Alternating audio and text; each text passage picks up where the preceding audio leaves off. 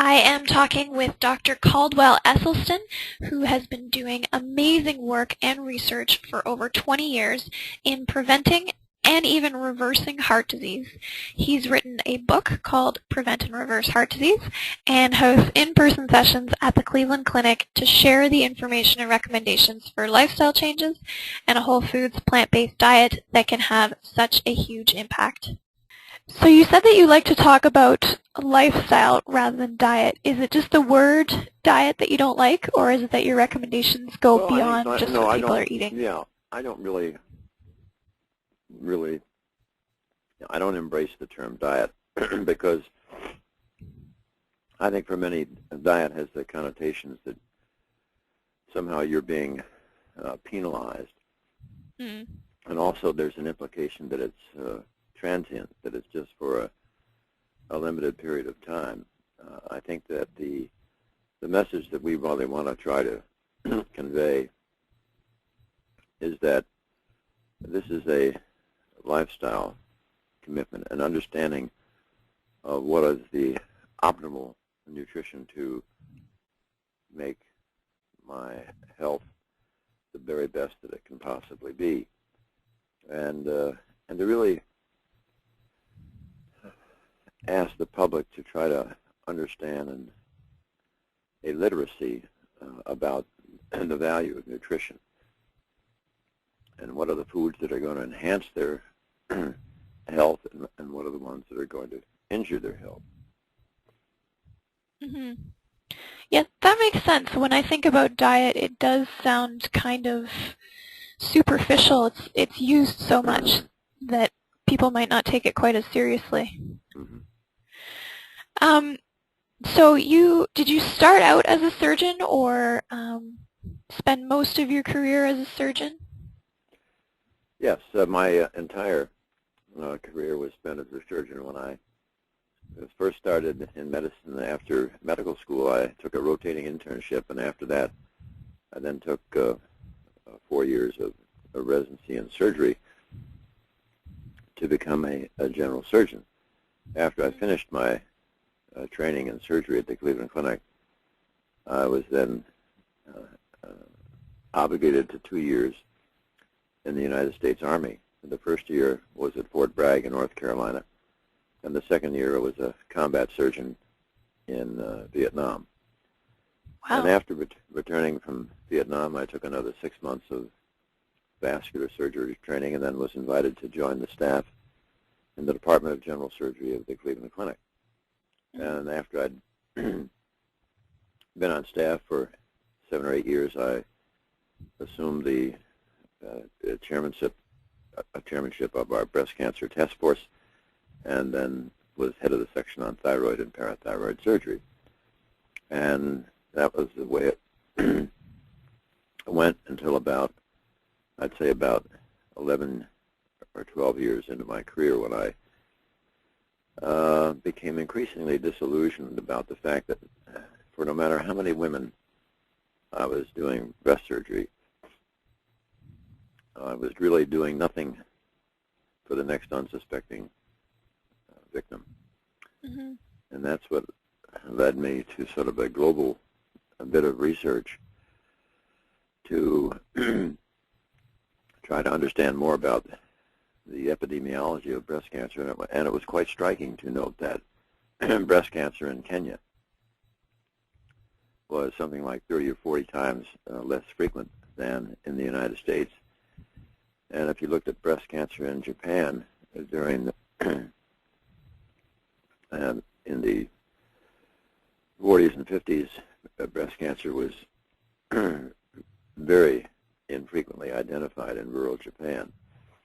And yet, as soon as the Japanese women would migrate to the United States, by the second and third generation, they now had the same rate of breast cancer as their Caucasian counterpart. And perhaps even more powerful was cancer of the prostate. In Japan, for instance, in 1958, how many autopsy-proven deaths were there from cancer of the prostate in the entire nation of Japan? 18. Wow. So that was probably the most mind-boggling public health figure I think I've ever encountered, and yet by 1978, they were up to 137, which still pales in comparison to the 28,000 who will die this year from prostate cancer in this country. Yeah, wow.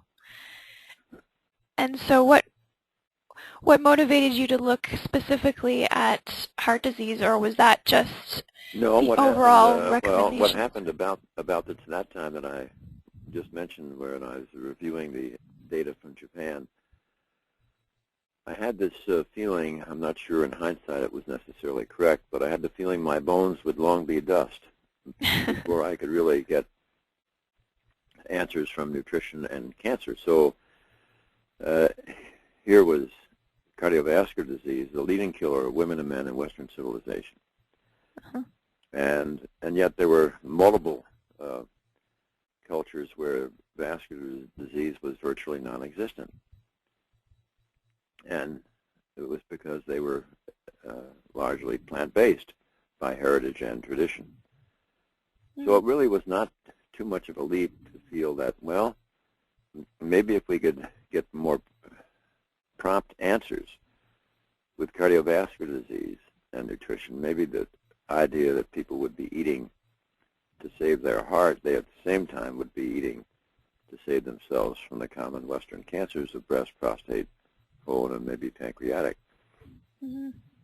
So at that point, around 1984, a decision was made to look at cardiovascular disease. And so after I had had my epiphany, and along with my wife, and started eating this way myself for about a year, then I went to the Department of Cardiology and asked if I could have a small number of about 24 patients, which was the limit that I could see and still carry out my surgical obligations, see if we couldn't have them begin to eat plant-based and either perhaps arrest the progression of their disease, or maybe, who knows, maybe even reverse it. So that was sort of the genesis of how this all began. Right.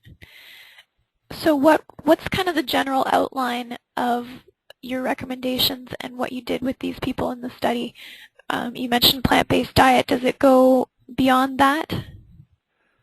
Well, with the original group, when we first started, it was pretty much a business of sort of being a copycat of what we saw in those nations where cardiovascular disease was virtually non-existent. I mean, even today, if you were to take up the practice of cardiology in rural China, the Papua Highlands in New Guinea, Central Africa, or the Tarahumara Indians in northern Mexico, forget it. You better plan on selling pencils, because there just isn't going to be any cardiovascular illness in these areas of the world. And so we wanted our patients to have no animal protein. After a year or two, we even eliminated all the fat-free dairy and so forth. So ideally, we had them. There was nothing with a mother or a face that they were eating. No dairy and no oil. And nuts and avocado were discouraged. It was too much saturated fat. And then over the years, we have recently learned more about the downsides and how the lining of the artery can be seriously injured by sugar, that is to say fructose. And that means orange juice, agave juice, apple juice, and also maple syrup, molasses, and honey. Now, actually, some of those things actually were in our book and have come out just in the last several years. But the absolute life jacket and guardian of our blood vessels, and it's what everybody who's an expert in this agrees, is that when this disease develops is when we injure this endothelial lining, this endothelial carpet that is the guardian of our of our blood vessels. And now there's a sophisticated test called the brachial artery tourniquet test that will identify for us the foods that literally within minutes of ingestion will injure the ability of the endothelial cell to manufacture its magic molecule that protects us, which is called nitric oxide. It's a gas.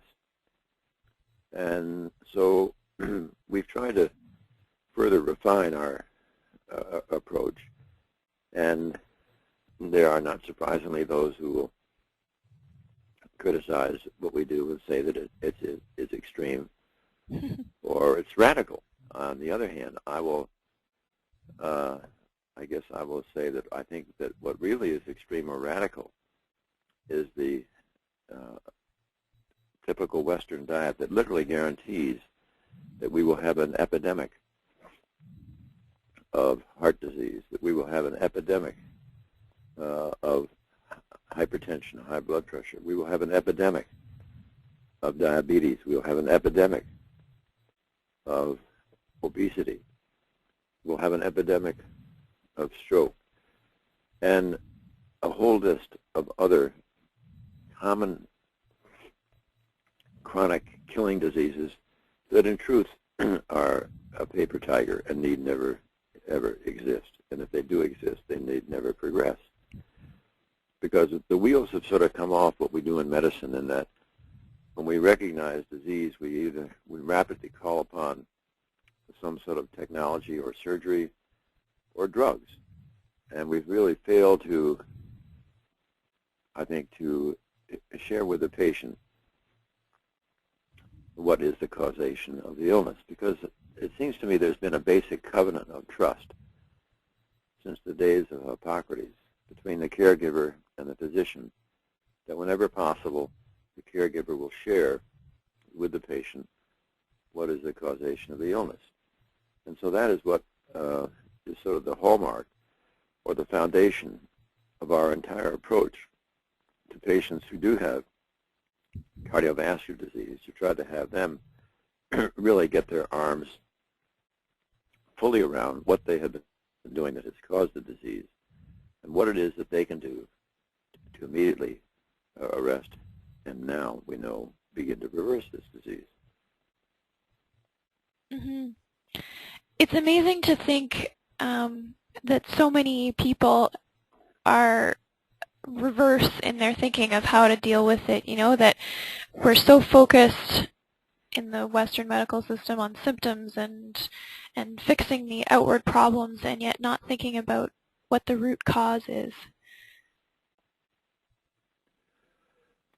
Well, I think that's partly that's, I guess that's America. We want the quick fix. We don't want to perhaps to have to take the road that might be a little bit more arduous. But we've been really quite struck, actually, now, in having treated hundreds of patients with this. We find that really people are so receptive, and actually they rejoice when they understand that they themselves can now become the locus of control to halt this disease. They don't have to depend upon a stent. They don't have to depend upon a bypass. Now, let me just be clear that if a patient is in the middle of a heart attack, there's nothing that can be more important or more life-saving than perhaps a stent or a bypass at that juncture. But that's really a very small percent. And the other 85 to 88% who are having these procedures electively perhaps would be better served dealing with treating the causation of the illness. Now, the argument that many physicians will present is that patients won't follow or adhere to these significant lifestyle changes. Well, we find that actually in the review we're just completing now of several hundred patients, that absolutely nothing is further from the truth, and that it is absolutely a mistaken belief to feel that patients won't follow and adhere to a lifestyle that will allow them to be the focus and enable them to halt and reverse their disease. As a matter of fact, we have many patients who by the time they've seen us have had their second, third, or fourth stent, or second or third bypass operation. And while they rejoice when they suddenly realize that they now are able to be the locus of control, they are furious with their previous caregivers that this was never even offered as an option. I mean, it is absolutely, I think, while there is maybe a divergence of opinion, it is probably unquestionably, it is unconscionable not for a caregiver to at least inform the patient that there is this option that perhaps specialists in lifestyle medicine are able to offer to these patients to halt and to reverse their disease. But I think a lot of that skepticism that others have is perhaps they don't feel that the research is at that quite yet at that point. On the other hand, hopefully we are going to be publishing over 200 patients shortly, which will really have a ring of solid peer-reviewed research and will enable people who are skeptical because they don't know whether it will work or not to fully appreciate how immensely powerful this can be. And then I don't think it's fair of me to ask all of cardiovascular medicine to shoulder this burden of giving these patients this intensive counseling seminar. For instance, our seminar takes fully a single episode of 5 hours. We know that people cannot come from out of state and come to Cleveland for days at a time. And therefore, we, over the last decade, have pretty well synthesized and put together what we think is a very intense counseling seminar. It starts at 9 in the morning, finishes at 2 in the afternoon with a wonderful plant-based luncheon. And patients will understand exactly what is the causation of their illness. They will understand exactly what they have to do to halt and reverse this disease. We give them a very hefty notebook with all of my PowerPoints, another 44-page handout with additional recipes to be added to the 150 in our book, which we include. There's a wonderful hour-and-a-quarter presentation from a woman who's had over 27 years' experience acquiring and preparing plant-based foods, dealing with label reading, dealing with restaurants, dealing with travel. And then we usually present them with a full DVD of the counseling seminar that was filmed from an earlier session. And then we often will have a local or regional participant who has had a successful experience from an earlier seminar give us a short presentation of their situation, which really enables many of the participants then to say, look, if he or she can do this, I can do it. And this takes 5 hours. In other words, I want about the same amount of time that the cardiac surgeon has, but I like to do it with the patient awake. That sounds amazing. It sounds very motivating, and it's really great to hear that people who, when they hear that they can have control, really want to take it. It seems like a lot of people right now would rather take a pill, take something easy, than change what they eat or how they live. Do you find that that's ever a problem, or are the people coming to you always motivated? It's not a problem, because I'll be quite frank with you. I talk to all these patients for 20, 25 minutes, 30 minutes beforehand, and which gives me a chance to fully understand their history and get to know them. And I'm very upfront with them. I'll say, look, I have very little interest in counseling patients who merely want to slow the rate of disease progression. They can do that presently with any physician. We must have a shared vision that the goal here is to absolutely annihilate this disease. And so I don't think they really have a problem. By this time, they've often read my book. They have an idea of what is in store for them. And it's a very power. We're running around a 90% compliance, which with this type of behavioral change we think is really quite exciting and highly significant. Yeah, that's amazing. What kind of results in terms of success rate are you seeing with the people who do follow your program? Well, actually, it's interesting. It's probably going to be, as far as any progression to new major cardiac events, such as either death, heart attack, or stroke, it would seem that we're running about 99.5% success rate over 3.75 years. Wow. Which is an improvement close to 40-fold over any of the other reported studies. Going back to some of the specific recommendations you were talking about earlier, so plant foods, whole foods, no oil. You see all these oils: olive oil, corn oil, soybean oil, safflower oil, sunflower oil, canola oil, coconut oil, palm oil. Oil injures the endothelial cell.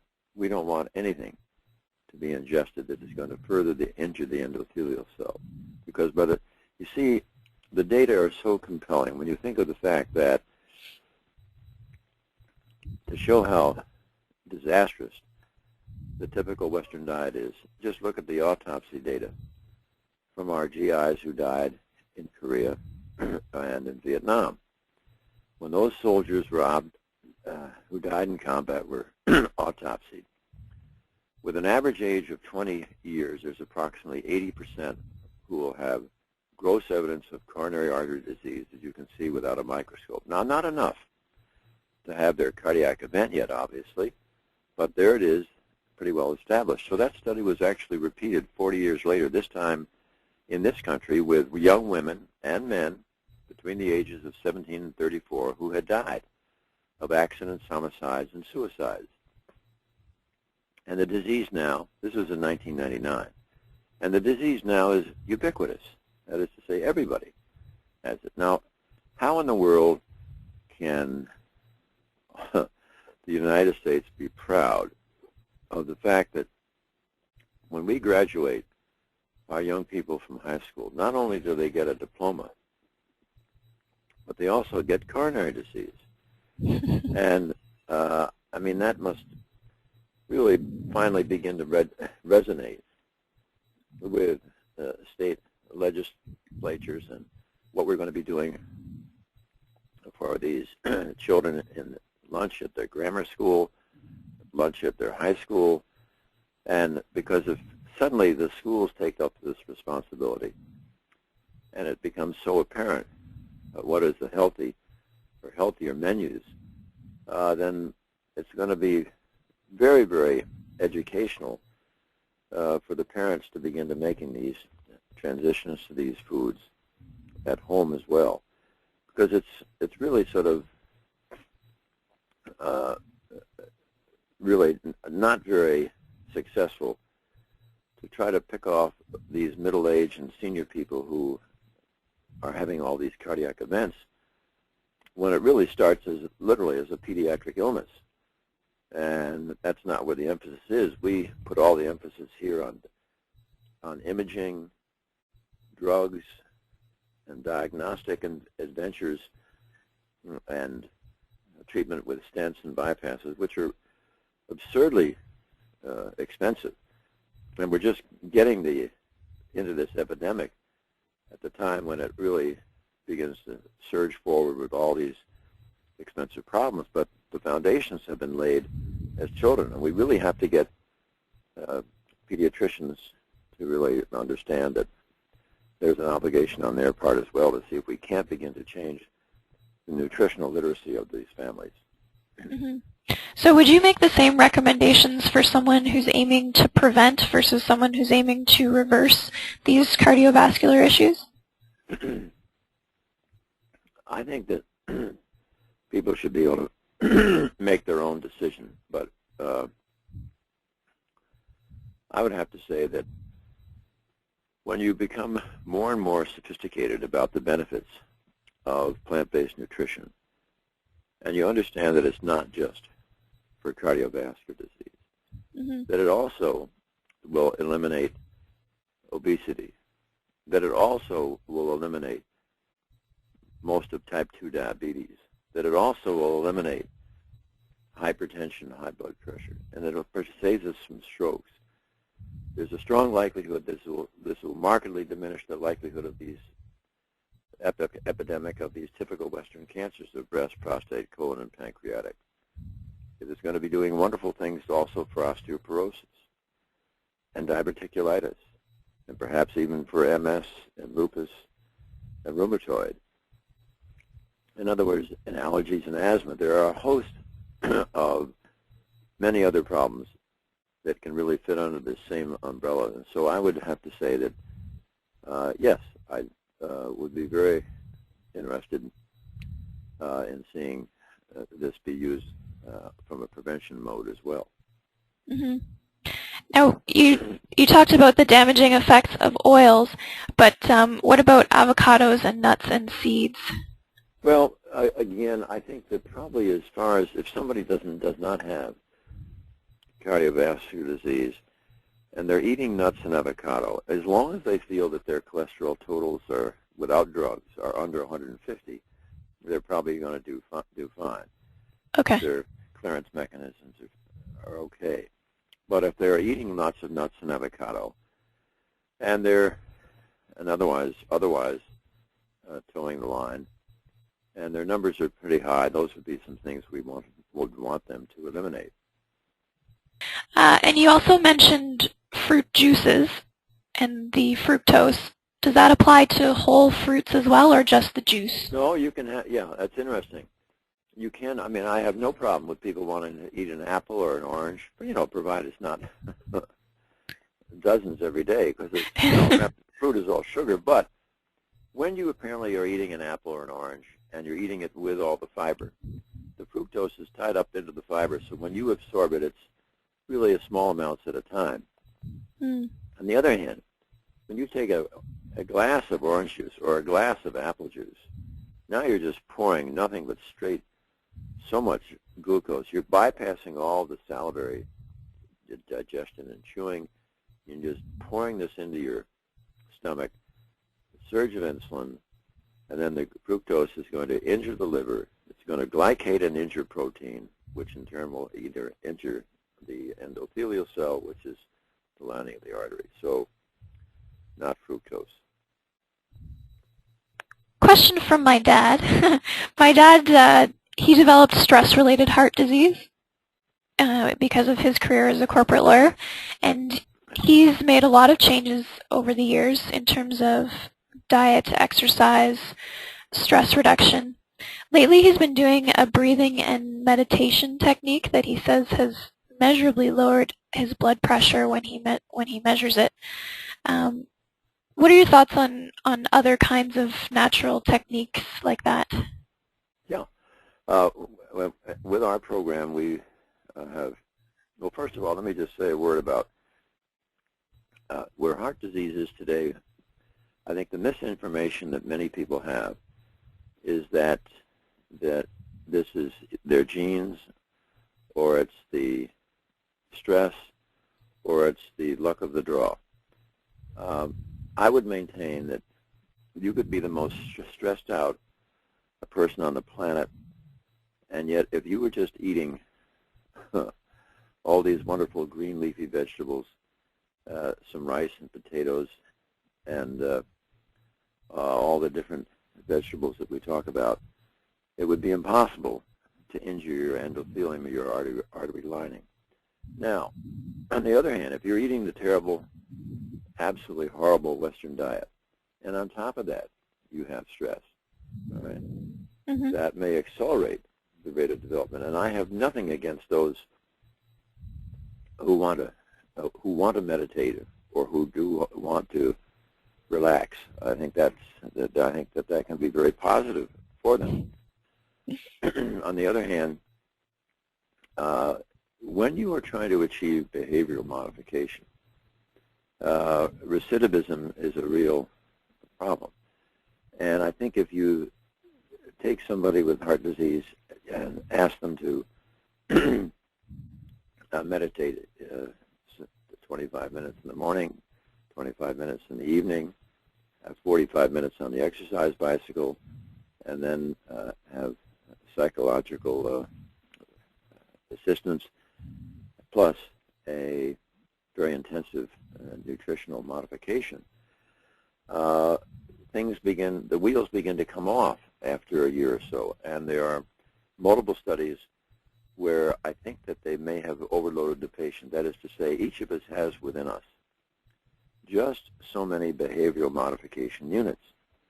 Mm-hmm. And it's my preference to want to have absolute certainty that those behavioral modification units are focused on what I feel is the most important thing of all, which is nutrition. For instance, if you look at these so-called blue zones across the world where people seem to live for a very long time, one of the common denominators of those societies, whether they're in Okinawa, Sardinia, Icaria, in Greece, Costa Rica, or Loma Linda, the common denominator is that there is a form of plant-based nutrition, number one. And number two, these people have a strong sense of purpose. They don't have gymnasiums. They don't exercise in the sense that we would usually have it, but they have a lifestyle that allows them to be busy and active.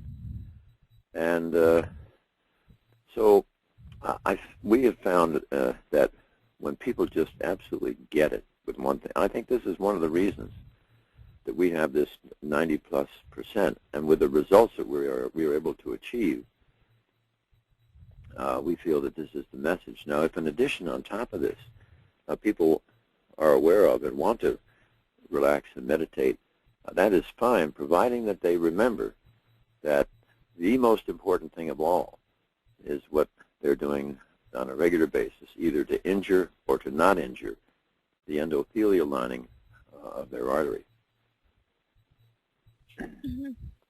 Okay, so they're all right, but keep the focus on the most important and the most effective things. Or I would say to your dad, consider coming down to one of our 5-hour intensive seminars. I think he would. Or read the book, or both. Yeah, absolutely. One thing I haven't heard you mention is salt, which is, of course, the most common. I think, I don't think we don't really use salt to cook with, and where people really get their overburden of salt or sodium is when it's almost in all the products that you buy that are in boxes, bags, or cans. Mm-hmm. To make them have taste, the manufacturers have just saturated these so often with sodium. And so when you're making your own food and you don't put any salt in it, but if it's a little bit too bland, since when you add salt with a salt shaker, it really is not soaked all through the food like you would get when you buy it or when you cook it, or get it at a restaurant where it is saturated.